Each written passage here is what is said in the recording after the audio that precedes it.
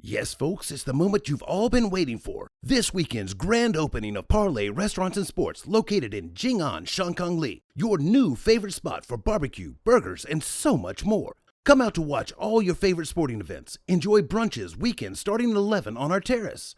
Test your skill at darts, pool, and golden tea, an icon bar classic. 9 beers on draft, the freshest barbecue cooked daily, and so much more. This Saturday, starting at 5 p.m., followed by our first brunch Sunday at 11. Parlay, we have you covered from kickoff to last call.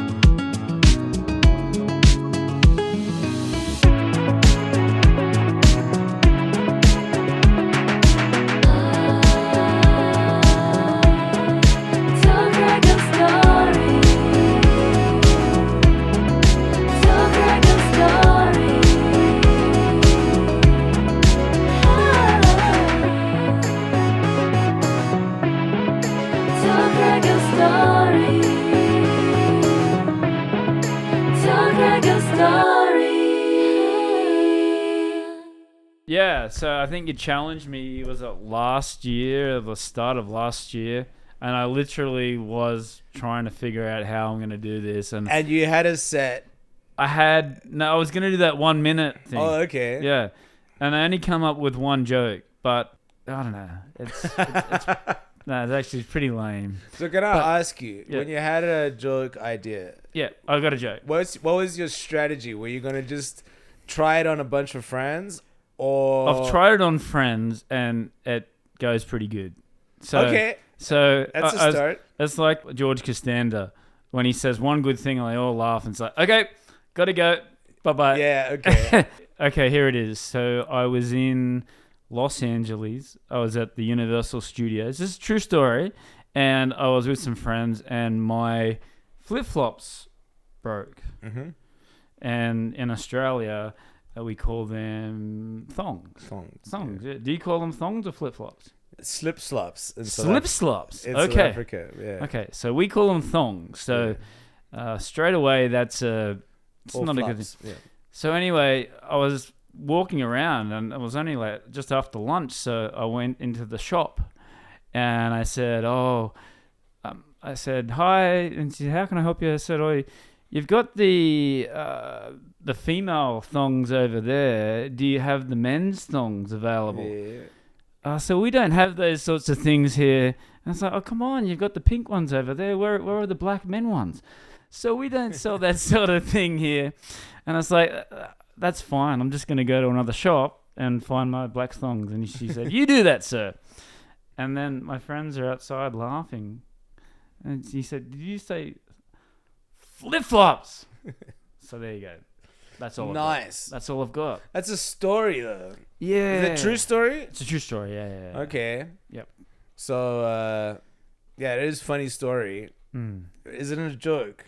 I don't know. That's the thing. And that's why I started doubting myself, because it's not really a joke, is it? It's more of a... Yeah. You know what's funny, though? Like, people... Not funny, though. It's like, people's... What gets the most laughs are, like, incidental comments in the moment. Yeah. But I just don't know how to get to that punchline. I want to... have the good comedians that have the background, and then all of a sudden it's just that bang, like the punch in the face. Yeah. Because like I was saying, like most good comedy starts with a fact. You know what I mean? Like so it's like in Australia we don't call them flip-flops. Got it. We call them So thongs. I should have done that at the start. So everyone's like, okay, we got it. Got it. Okay. And it's like... So they're waiting for that. So it's like the difference between joke writing and storytelling is that joke has a surprise that the audience is waiting for. All right. That they cannot predict. And then a story is most people are one step behind the plot line and they can predict what's happening next with few twists. Like a couple of twists in a story, good, but like if there's a twist every beat of the story, you can't follow it. Yeah. So if you're telling a story, if I know we have a word like fanny or a fag, like smoking a fag. Yeah. So like, okay, so the audience is like, oh, I like this. He's gone into a unisex shop. They've got them in the windows, whatever. Yeah. They can predict, okay, the next step is coming. The next step is coming. How are you going to ask for this? Yeah. Sorry, I'm Australian. Yeah. I don't know how else to say this. Yeah. However. But then the audience is with you along the way, and they're like, "Oh, I can't wait." I feel sorry for you. Yeah. So what's the twist? Yeah. So if you find out what people expect, it's like, oh, the expectation is you mean shoes. Maybe I should have. The twist would be actually you do want a black thong well, maybe. to go with your flip flops. Maybe that would. You know what I mean? So That would just turn it on a. So that's what I mean. So it's like the story follows the beats, and then the joke is, oh, I didn't know you were Australian. And you're like, yeah, I need my thongs fixed, but I'd like something to wear with them. You know what I mean? Yeah. So you need something that's unpredictable. Yeah. So you need one twist in a story, not too many. A lot of people try to make a joke everywhere along the way, and it takes you out of it. Got it. But sometimes a really hard story needs like wordplay sort of jokes along the way to keep you like not going too deep into it. Yeah. I would joke about watching someone get murdered, and then Why am I laughing? well, because it shouldn't be it literally is a joke. It's the opposite of what also actually it was cleared, but I can't tell it because the audience just they're in shock. Yeah. But but you sort of tell the story, and it's like, oh, I watched the guy die, and I'm telling a therapist that I watched the guy die. You must have heard this joke. I think And then so, the therapist said, oh, that's terrible, and like the last thing he saw was my face.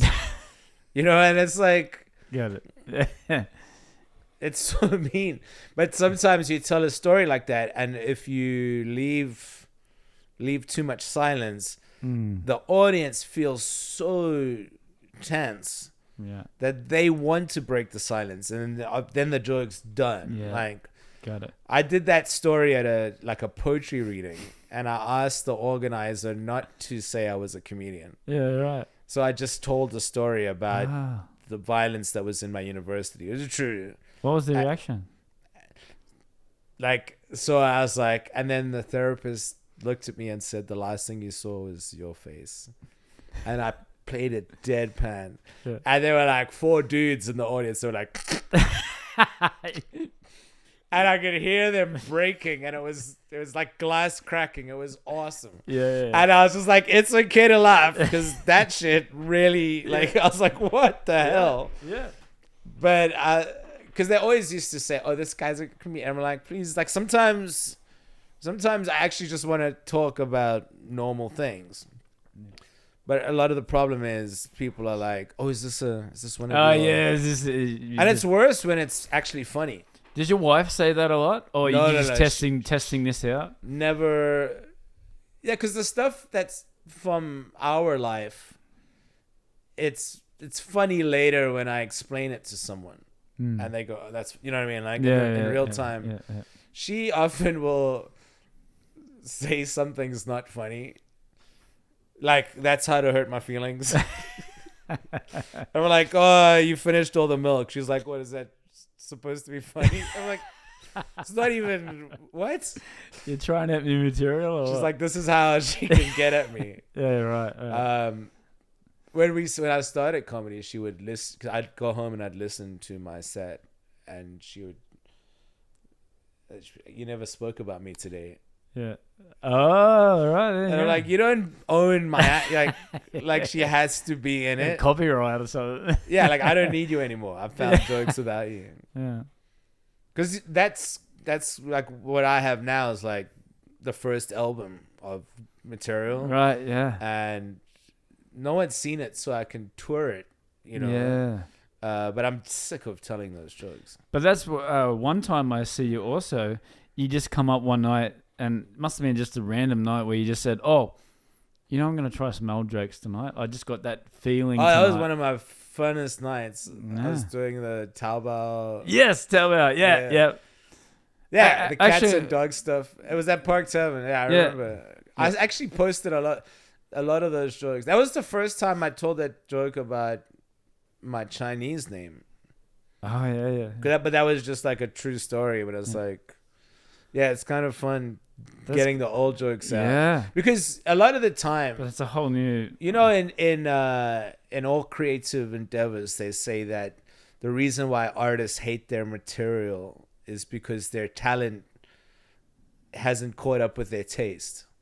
So like your taste is really high, and the reason that you know so much about the thing is because you consume the best of it. Yeah. And then you start and you're just like, I suck. And then like if you watch a great comic and you're like, I can do topics like that, it's like, yeah, but you haven't done it for 30 years, so no one's ready to hear you talk about it. I'm lucky that I'm older. Like if I wasn't the second oldest comedian in Shanghai, I would, and long live the guy who's the oldest, so I can hold on to this. Like I wouldn't be able to talk about certain topics, but sometimes like growing up in South Africa, like the violent stuff and it's like some people ask me how I came up with that. I was like, no, I literally got shot up. So it's like I wouldn't make that up, but you want to talk about stuff and then you're like, oh, the audience is still on language misunderstanding jokes. Right. They're not ready to hear about a revolution, you know, or, you know. So, and then you revisit the jokes because sometimes the joke's fine. Yeah. There's nothing wrong with a joke. You just don't know how to tell it yet. And then you get on stage 100 times or 500 times and then you're like, go back to your joke book. I promise you those ideas you had then, because you're not dumber then. Like, you know, most people start mid-20s or later. You're just as sharp and intelligent. Your instincts were correct. But failing on stage sort of beat that confidence out of you. And you got to, like, rebuild that. And then, yeah, some of those jokes were good, but they just bombed all the time. Yeah. I was drunk. But they didn't. The first 4 years I did comedy. But they didn't bomb that night, but that was the thing. Yeah, and then I was just having fun. It also helps having like a guy like Frankie in the audience who's like an easy laugh. Yeah. If you could pay, and Adam was there. This, you know that guy, red hair. Yeah. Sat in the front a lot. Like those people, and also like when I see you and him, I'm like, shit, I can't do. I have to mix it up a little bit. Yeah. But people do enjoy watching jokes grow. I feel like you're a comedy connoisseur. Yes. So you'll be like, oh, I like how you changed that joke. Yes. But a lot of comedians see the same face and they're like, I have to do all new material. Yeah. Hunt. Yeah. He's still saying that joke now. And I was like, oh, dude, come on. Is he too shy to like change it What up? is Or you mean on showcases? Yeah. You know, funnily enough, Han Q. But the thing is, I guess every time it's new people, he does this, what we call tried and tested. Yes. Yeah. But you know what's funny about doing tried and tested jokes is that you're like, because I have a set, I would confidently say what like a professional comedian is a person who's tested jokes on 100 audiences and it's worked 80% of the time. Yeah. May not be the funniest person on the day, but you can reliably book that person. So that's all it is. It's like average. He's got more material that works consistently. I went to Guangzhou. All my jokes worked where they're supposed to work. A failure to me now is the level that the response was, not whether or not I get a response, right? So like a headline comic, it's like, oh, I bombed. And everyone's like, yeah, but we had a good time. It's like, yeah, but I missed that joke delivery. I forgot a line. Got it, yeah. But everything is supposed to work when it works. Yeah. You know what I mean? Like if an airplane pilot's like, I almost landed that, No, it has to work. Yeah. But you can have a good landing and a bad landing. Yeah. But landing is not negotiable. Got it. So we're at that point where it's like the joke might not work at all. Is he writing new material? Have you seen More him? than anyone. Great. But This is he too shy to... That's the point. gung shy. So Yeah, right. Han writes amazing jokes, but he has no confidence in... Some days he just goes for it. But like, he'll rather be safe. And he's like, this works. And he does it. And it's true. Yeah. It works. And like, he smashes it. He should know by now that there's going to be people that are going to be coming for a second and a third time. Yeah, but that's the thing. It's like... Ralphie May is a famous comedian, really, really fat guy. He came second in the first last comic standing competition. Right.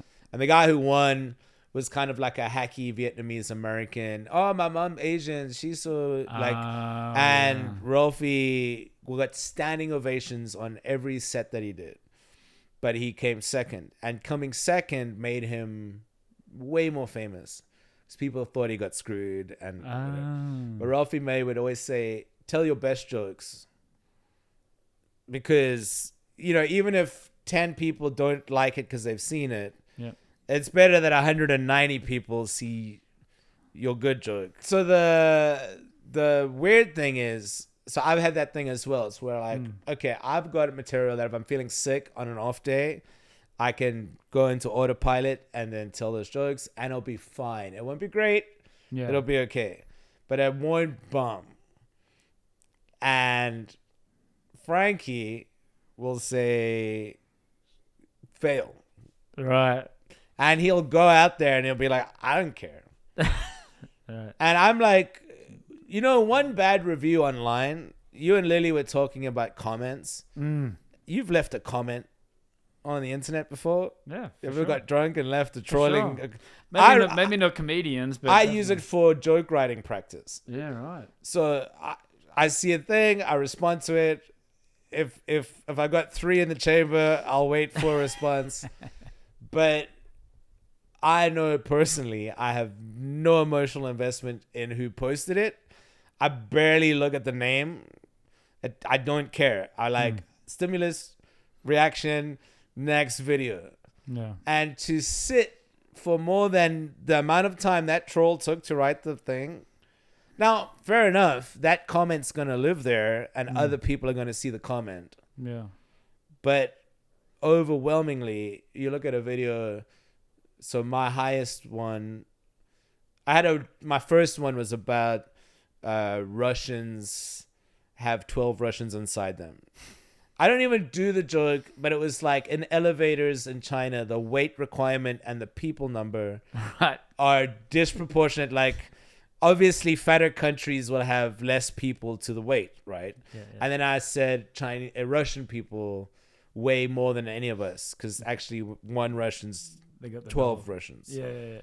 It's a dumb like Matryoshka doll joke. Yeah.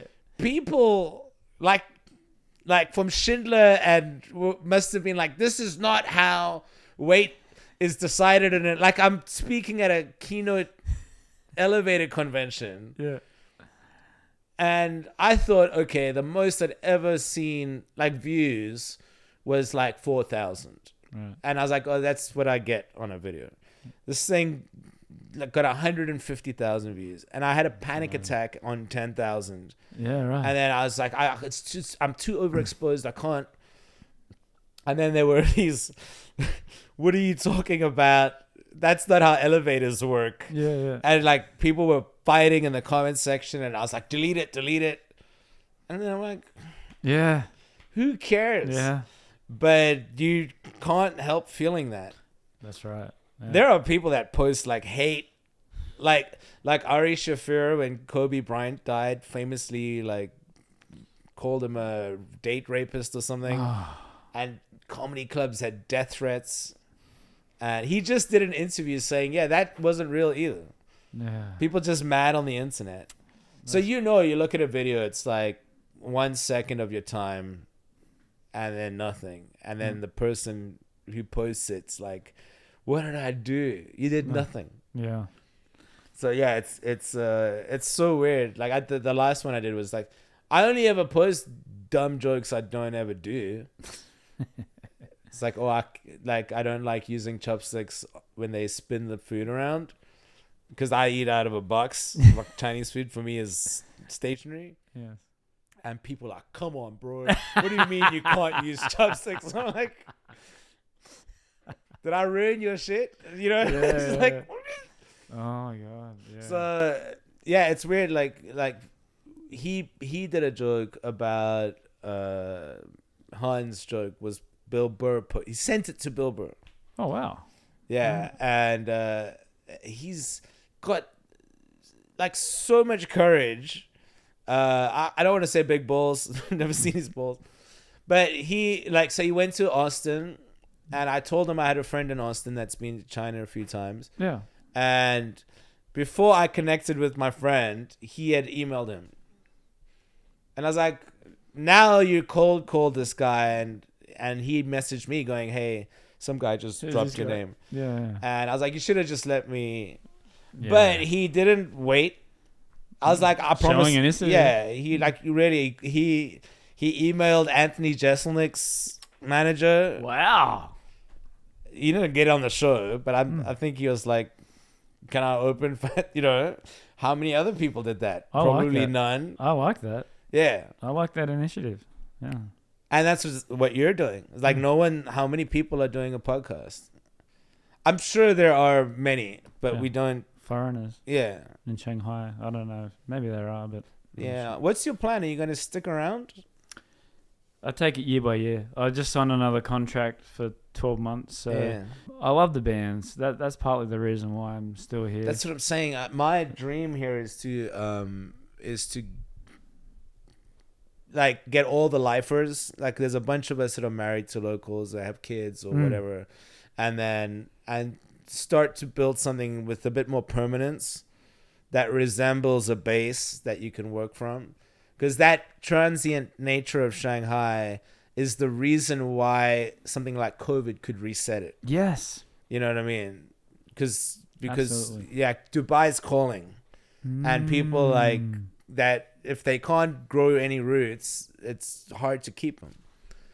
So I always like ask, because like, yeah, you're creating this thing. And it's like, if you just keep creating and doing it, it'll grow into something. I feel like I'm one step behind you, comedian career, with my podcast. I think that it's that next step. Like it's like getting that visa for me. But you have to it's a hero's journey. You have to make a sacrifice, and you have to have your setback, and you have to have your, if I hadn't been an alcoholic, I would never have met my wife. And I would never have quit drinking. You know what I mean? Like all the things. So like when I left the theme pub group people, and that was like kind of like when you quit alcohol, you have like a recovery job, like that takes you out of. So I was like in the office, and I wasn't working in the clubs anymore, and I wasn't around that. Yes. And then it allowed me to, and then quitting drinking made me much funnier. Right. I like basically restarted comedy again. Yeah. Because what's better than fake confidence is real confidence. Yeah. Like just be confident. Yeah. And then you're doing it for real, and then you actually start to build a base. Yeah. And I feel like you just keep doing it, but we don't have. It's very difficult to find a group of people and say, "Look, I don't need you to work with me. But I know I see you." Byron Hill, like that dude's been here for as long as I remember. And every year I like wish him happy birthday. And I'm like, you call me, I'll be there. Yeah. I want you to know I'm still here. Yeah. But, like you don't get to see these people. But they've been around. Yeah. And it's like, and then you've got this like whole world. Like, okay, what's the theme of Tell Craig a Story? It's like entertainment based. Yeah. But then you've got business, and then there's another one I think Dawn Wong did that was like people arriving and leaving. Yes. I think Jorge just did it. Yep. I just want to make something like where foreigners can feel like it's okay to live here. And I don't mean not become like learn Chinese, and I don't mean don't do that, but I just mean like stay true, like the way you would have a Chinatown.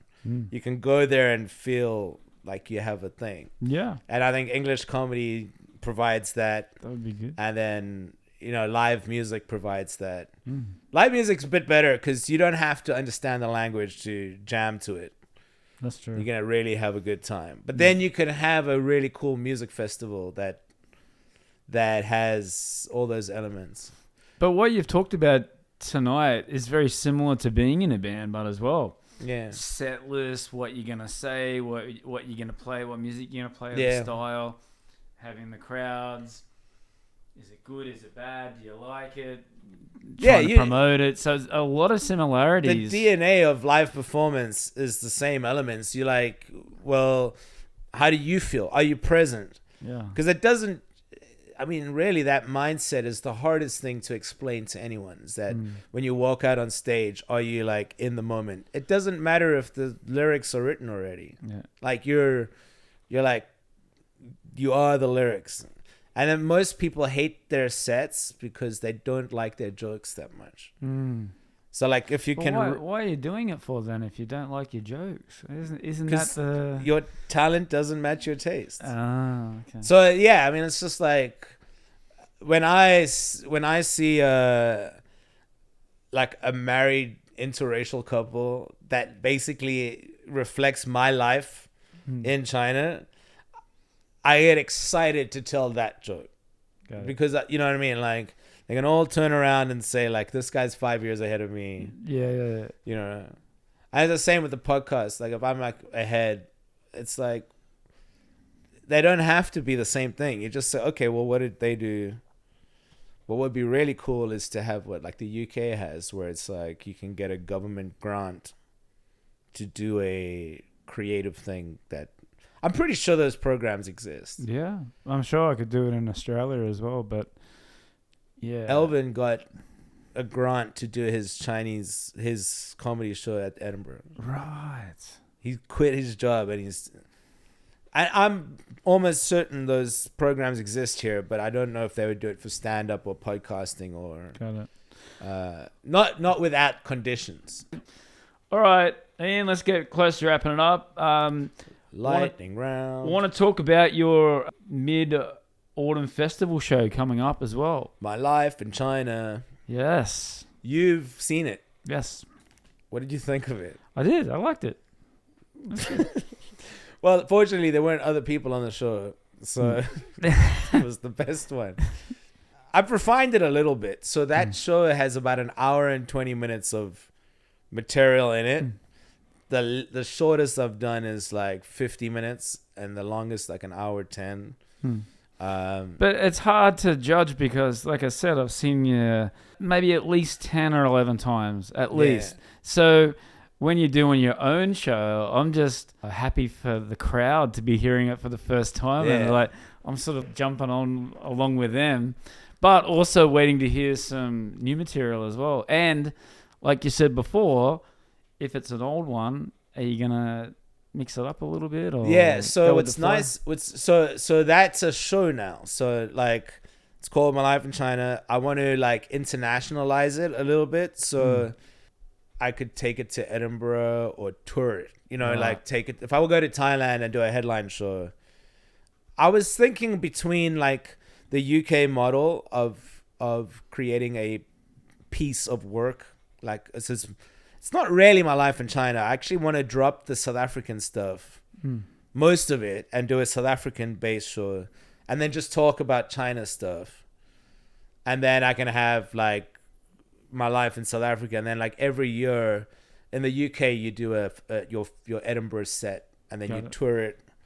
I think that model, because of the clearance process in China, is better to just write a 2-hour show, refine it down to an hour, and then run it. Pick the best bits. And then my idea was to just say, let me do it once a month, and then I can forget it and do new jokes. Got it. So I'm happy with the show.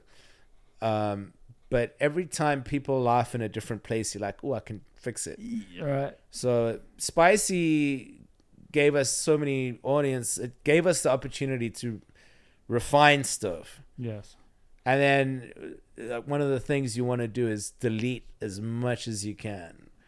And most young comedians want to like expand their jokes. Right. I get so excited if I can get to that joke without this, then it's perfect. It's like, so it's getting, the shorter it gets, the better it gets. And then as soon as people laugh, you tack on some new stuff. So which one did you go to? Would have been the October last year. I think it might have been March. Yeah, also because we don't get to run it that much. Yeah. So now I've done it a few times. Dawn did a national tour, so she did it like every week for like 18 weeks or something. And this, like, Ben was doing that, like just touring. He was the only one going around. His job allowed it. So now I've done it a few times. It's like, okay, I've got the order I want to do it in. Yeah. But I also want to be able to not do it in an order. So like the way I memorized it would be like start here and get here. And then some callbacks. So I have to do some stuff in an order. Yeah. This time we're not doing like 3 opening acts. It's just going to be the host and then I'm coming out. So it's like more of a theater, like the way you'd tour a theater. It's like you're not going to watch a bunch of opening acts. You're there for a 60-minute show. So there's more pressure this time. Are you recording it as well? Like a DVD or something like that? Oh, like a... Oh, man. A show That's... When you put it out, then it's gone. Yeah. So...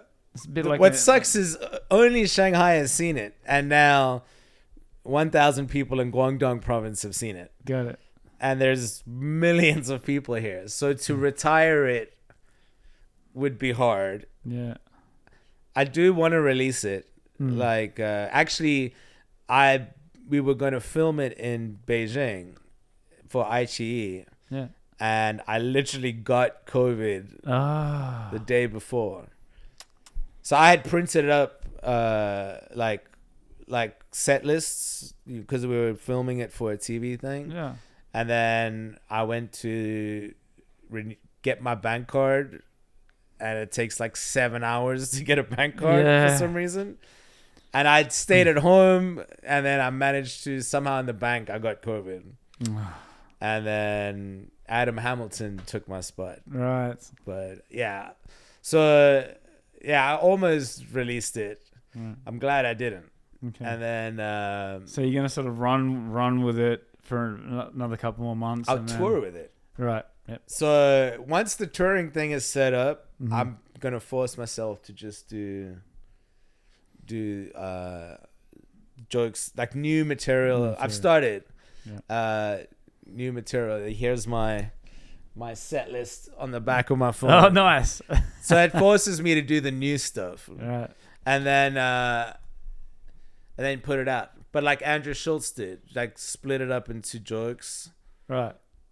Release them one joke at a time, and then I'll do the whole thing on Bilibili or something. Yeah, that seems to be the trend now with all the comedians. Like if they bring out a Netflix documentary, I saw Chris Rock's one, and it was South Africa, New York, London, Johannesburg. It was, you had all these places, and it was just one joke here, one joke there. Chris Rock always did that. So you like walk across the stage with the setup and walk back, but it cuts to him in a different room. Yeah.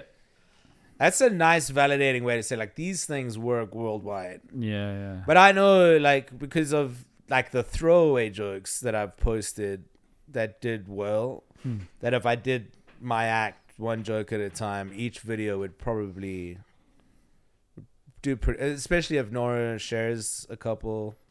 But the first one, I didn't even tell them. I just posted it, and they were like, got like 10,000 likes, which I didn't. I was like, that's got to be nothing in China. Yeah. But apparently 1,000 is good. Yeah, that's amazing. So I know if I post those, they should do well enough, but crowd work seems to be what makes people buy tickets for shows. And I'm when my visa situation is 100% stable, I'll put stuff out. But like right now, I just want to go 3 months at a time. yeah.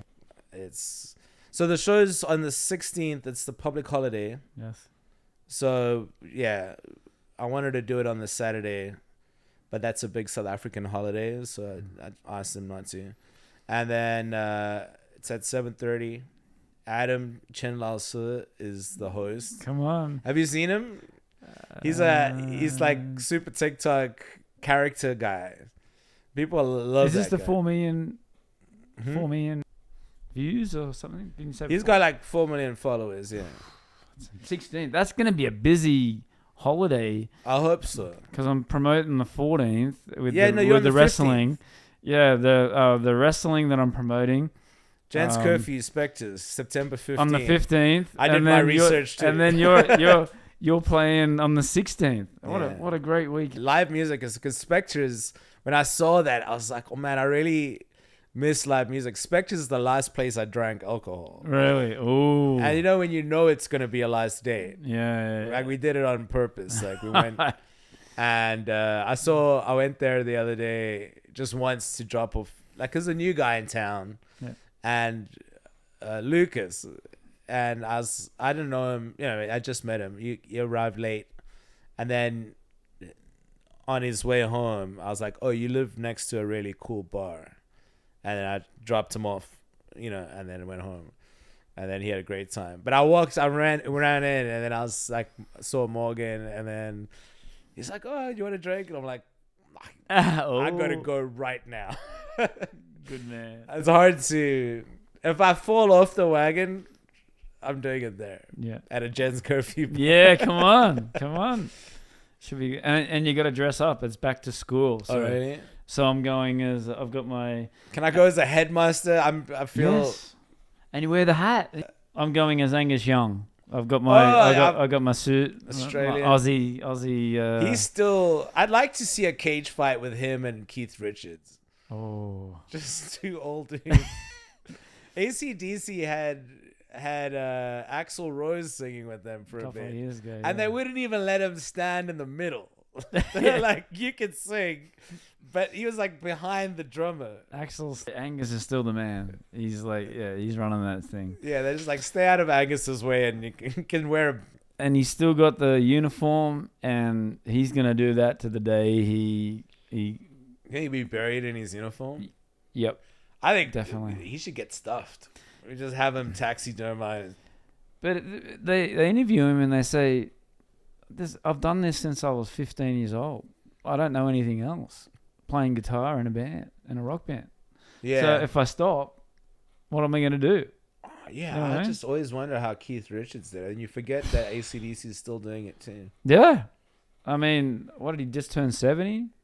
So, yeah. And when they first started, he was just a kid. He was like... Yeah. My friend just 14, sent 15. me an Alice Cooper documentary. He's going strong as well. But yeah, I think he found God, or that's what the documentary's about.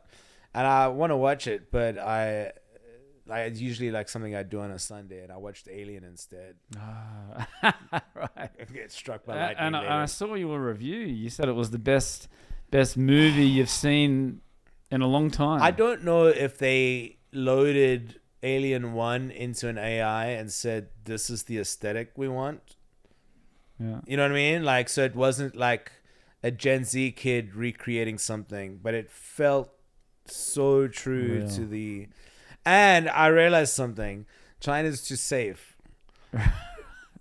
They cut out. Because my wife almost broke my arm shitting her pants. Like,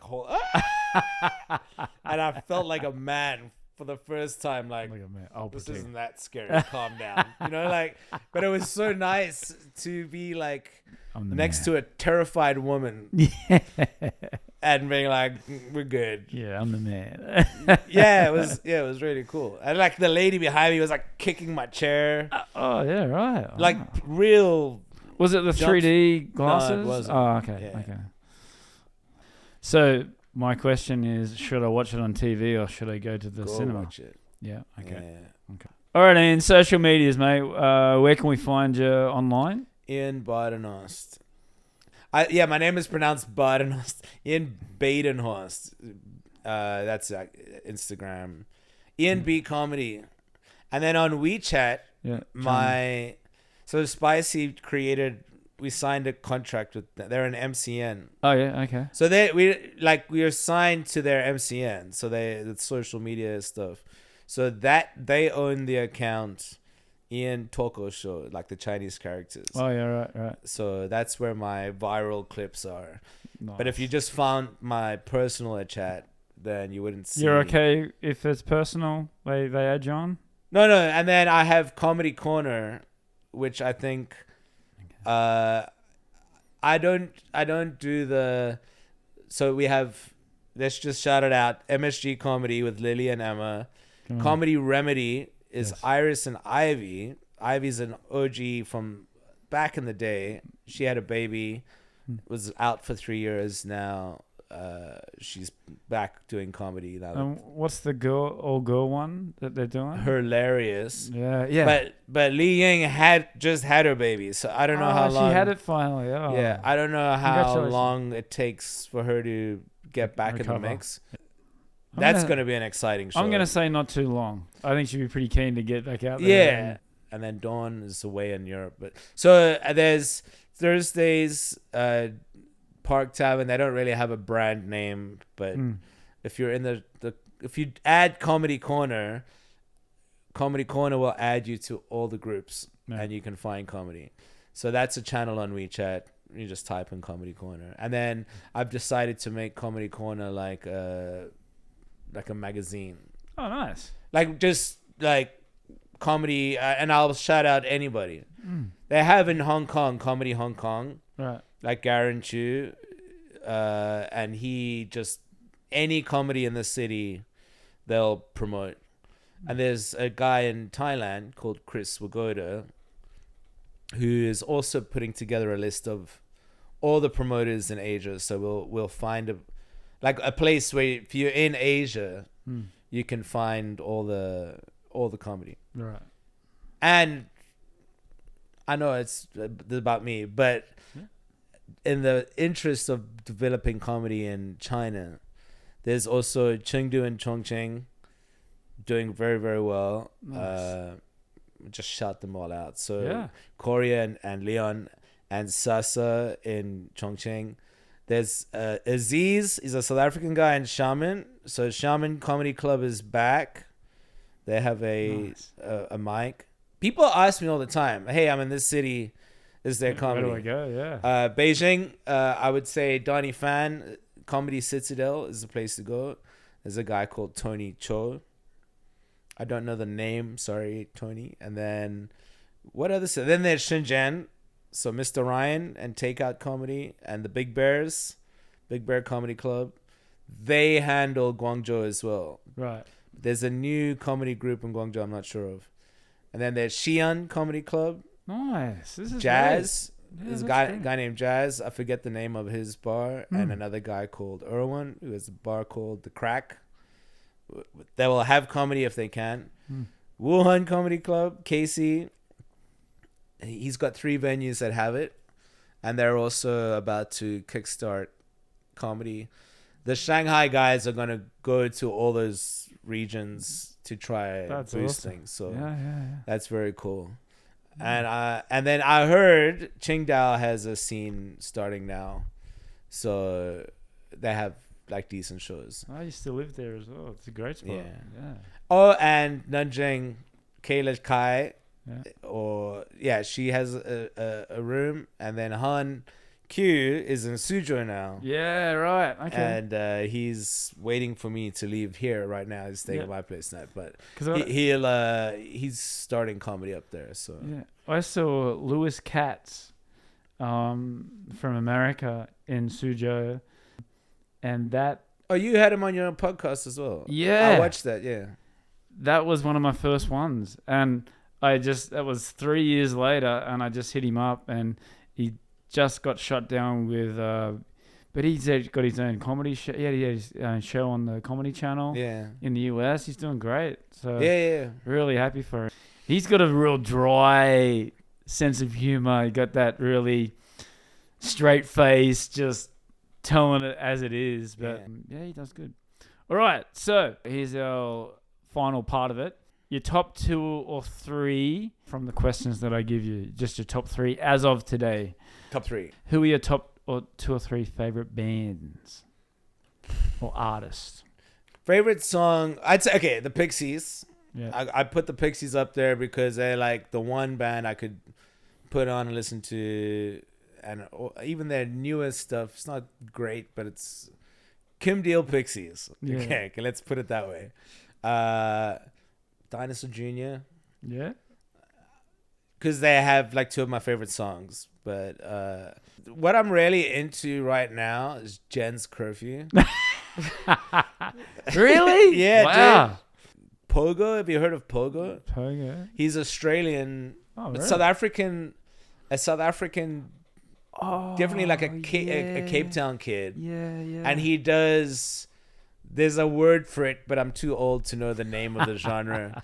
But he mashes up Disney quotes and stuff, and he has like electronic music. It's beautiful. I've heard of Yeah. him as well. Yeah, yeah. What was the first album you ever bought? Jane's Addiction, Ritual de Habitual. CD. It was this, that I bought with my own money. First cassette I bought was Andrew Dice Clay's The Day the Laughter Died. Nice. Yeah. And But Jane's Addiction, I think my first 2 CDs were Jane's Addiction. right. And I don't even know why. That's good. That's a good album. Good band. Yeah, that's got Being Caught Stealing on it. Mm. But I spent all my money on music. That's how I became a DJ by default. Because I just had so much music.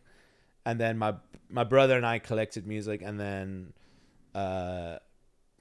like a bar asked us if we wanted to DJ. And my brother started literally the first private, like it was him and this guy Andrew. They paid bands and DJ'd, and they ran the night, and they paid everything out of the door and put on live music. And they did Saturday nights. And then the owner of the bar asked, because we just left the music in his bar, Right. he asked me if I would do Wednesdays, like the student night. So that's how I started DJing. Yeah, right. But it was all live music. And even, remember, you know the band Seether? Yeah. They used to be called Sarin Gas. Ah. They had to change their name because of the sarin gas attack in Japan. Yeah, right. When they went to America, they're like, you can't go. If you listen to the sarin gas album, it's the same as the Seether one.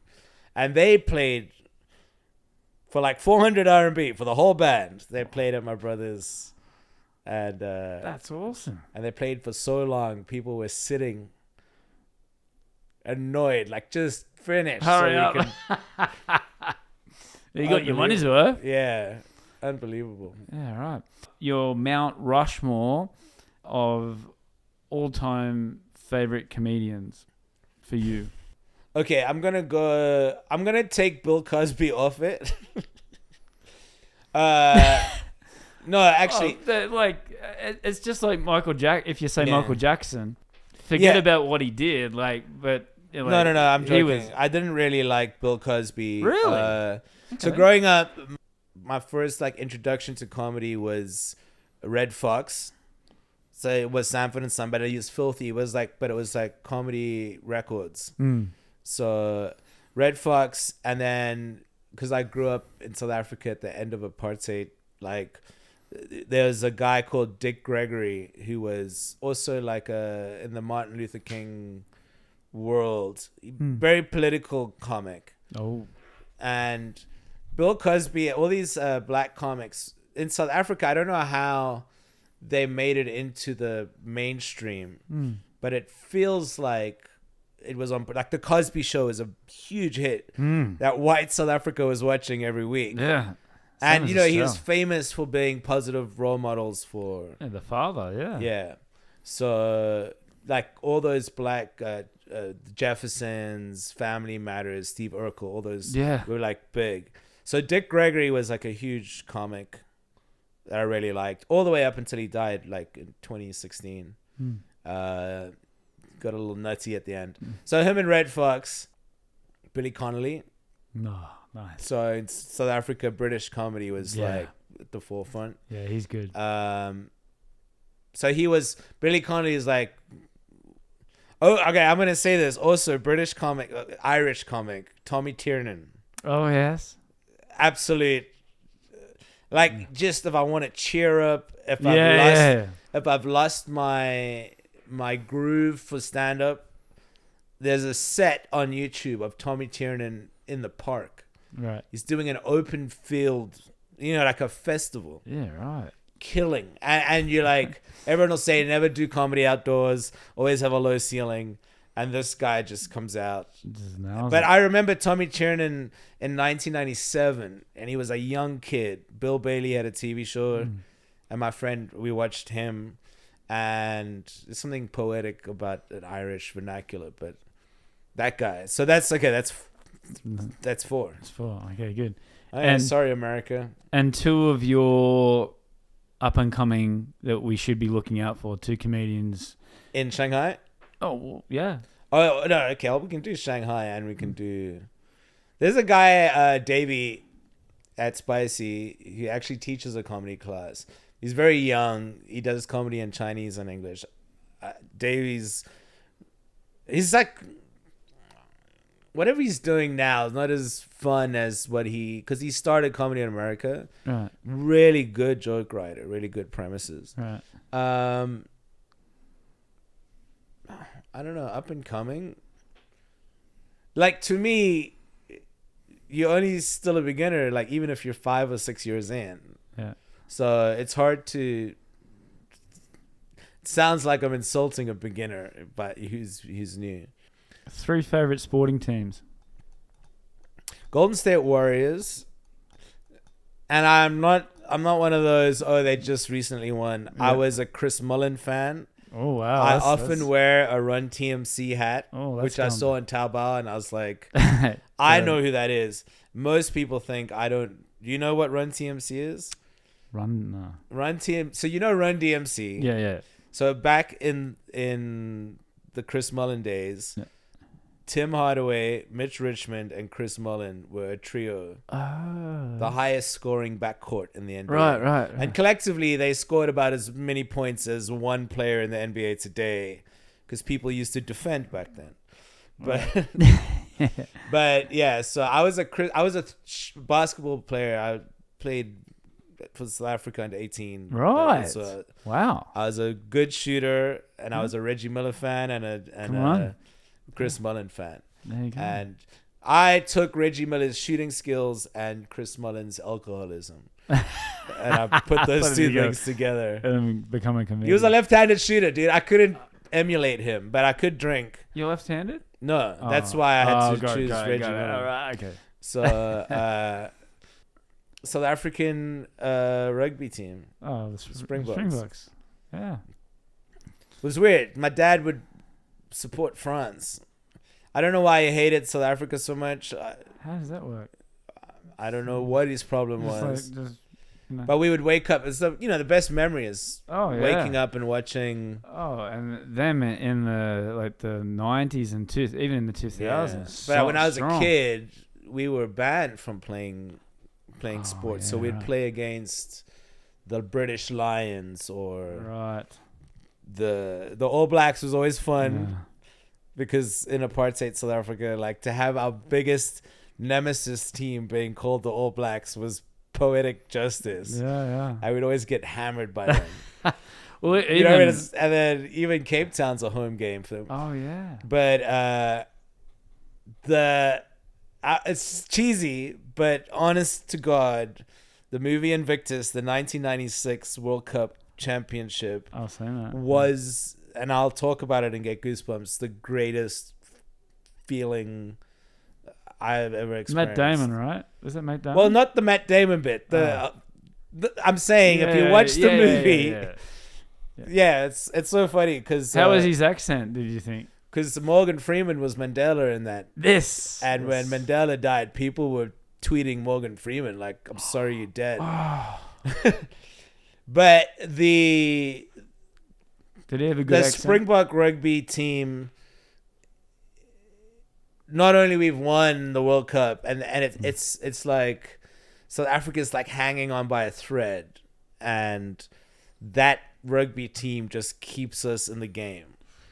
So it's so loaded that to not say them, like it's insane how I remember we won the World Cup in '96 and I ran out my house. And like in that movie, it's sort of like, it looks weird. People were like car surfing on minibus taxis. Like strangers were hugging each other. And it's like, there's no television on the streets. They must have heard it on the radio. Yeah. Wow. It was wild. Yeah, all those moments in like, because I was too young to vote in the '94 elections, but I worked in a call center. So people would, with radios, call in to check IDs and the voter roll and stuff. And then we would be in it's called the Martin West building, validating. Yeah, okay, cool, and just being part of it. But then that rugby match cemented it, because it was like a 2-year transition period. And then since then, you're just like, it's like Manchester United. Yeah, of course, yeah. Like the cages, when we won at cages, like it was just wild. Yeah. Interesting. Last one. Who's your greatest inspiration / hero and why? Oh man, because it sounds so cheesy. It's like Nelson Mandela. Not at all. You know what I mean? Like it's so weird because it's like. Do you think someone from China is going to say Nelson Mandela? No, but it's like, when you say why, it's like, I don't know if it's him, but it's like the people around him. Yeah. I always liked this, like when you're a kid, like all kids in a time like that, young people are always like activist types, like, oh, screw the man, whatever. So it was like this beautiful, horrible, but like the moment of change. It's like, we were too young to vote or anything, but like it changed, and we were taught from a young age what was going on around us was wrong. You know what I mean? Like no one in my circle was like, we got to hang on to this. It's like, it's a matter of time. Yes. So it was like, but the Truth Commission, there was this thing where after apartheid ended, they had like these hearings where everyone confessed. It was like this weird healing thing, like where everyone said what they did, they owned up to it. Some people went to jail, some people were given amnesty and forgiven. And he really tried. And what I liked about him was he was like, this is what we want. When we get it, we'll stop fighting. Like it was very, very clear. And there was no like counter revolution after that. Yeah. And so in the romantic sense, yeah, him. But if you like, history gives us more clarity, you realize he had a lot of pressure. And for sure. But there's some great speeches of him where he's like, I think Walter Cronkite's like asking him why he supports Cuba. And he's like, because they supported us. Yeah, right. What do you think? He's like, you think I'm just going to drop him? Of course. And and like, he just had balls, man. Steve Biko I really liked, but he was killed in captivity. Like, but that, like, those two guys were like this, like, sort of heroes. Yeah, change. Because it's easy to be an activist, and like I always like to think I was, but come on. You're not fighting, like it's like someone who looks cute at the gym. Yeah. Like you go to gym, but you're there to look cute. You're not working out, Yeah. So plenty of but I was there in spirit, you know what I mean? Like, it sounds terrible, but those guys were like, wow, they really in it. And my favorite thing about Steve Biko is that my hometown, they renamed all the streets and my street that I grew up on was renamed Steve Biko Road. Ah, right. So it's like, that's my street. There you go. Mate, thank you very much for your time. 大家好 I'm Bella from Bella Simple Chinese School. If you are a beginner, intermediate, advanced, looking for HSK study, business Chinese, or simply want to improve your everyday communication, I'm the teacher for you. Come and join me for a free travel class at Balance Simple Chinese School.